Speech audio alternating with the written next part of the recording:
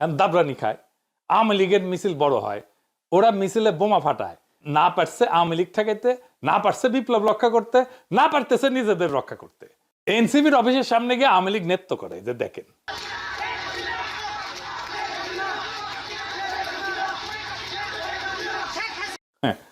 মানে একটা রাজনৈতিক দলের অফিসটা কোন জায়গায় করব, সেটারও একটা সায়েন্স আছে তো, সেটার একটা হিসাব নিকাশ আছে তো।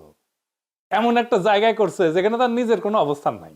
কিছু জাউরা কয় এনসিপি নাকি আমার কথা চলে, চলে আমার কথা শুনলে এনসিপির অফিসের সামনে গিয়ে নাচানাচি করার চিন্তাও করতো না। কই জামাত শিবির বা বিএনপি অফিসের সামনে গিয়ে তো নাচানাচি করার হিম্মত হয় না, আছে ওদের? নাই। এনসিপি অফিসের সামনে কেন আছে?